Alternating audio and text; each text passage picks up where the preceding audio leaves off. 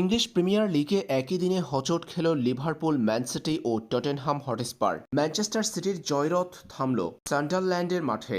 অন্যদিকে লেডস ইউনাইটেডের বিপক্ষে অপ্রত্যাশিতভাবে জয়হীন লিভারপুল। টটেনহামকে রুখে দিল ব্রেইনফোর্ড। ব্রেইনফোর্ডের বিপক্ষে টটেনহামের ম্যাচটি হয়েছে গোলশূন্য ড্র। পুরো ম্যাচ জুড়ে টটেনহামের উপর বল দখলে আধিপত্য দেখিয়েছিল ব্রেইনফোর্ড, তবে আক্রমণে এগিয়ে ছিল টটেনহাম। কিন্তু পুরো 90 মিনিট গোলের দেখা পায়নি কোনো দলই। শেষ পর্যন্ত গোলশূন্য ড্র নিয়ে মাঠ ছাড়তে হয়েছে তাদের। দিনের অন্য ম্যাচে সান্ডারল্যান্ডের মাঠে থামল ম্যানচেস্টার ইউনাইটেডের জয়রথ। সান্ডারল্যান্ডের বিপক্ষে গোলশূন্য ড্র করেছে সিটি। পেপ গার্দিওলার শক্তিশালী আক্রমণ ভাগও পেরে ওঠেনি ক্লাবটির বিপক্ষে। এদিকে দিনের অন্য ম্যাচে একই পরিণতি লিভারপুলের। লেডস ইউনাইটেডের বিপক্ষে লিভারপুল ড্র করেছে গোলশূন্য।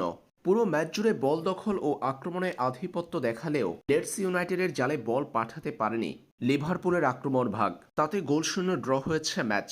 এর আগে বছরের শেষ দিনে আর্সেনালের জয় পয়েন্ট টেবিলে তাদের অবস্থান মজবুত করেছে। প্রিমিয়ার লিগের পয়েন্ট টেবিলে বর্তমানে 19 ম্যাচ শেষে 45 পয়েন্ট নিয়ে সবার উপরে আর্সেনাল। 2 নম্বর পজিশনে ম্যানচেস্টার সিটি। লিভারপুলের অবস্থান 4-33 পয়েন্ট নিয়ে।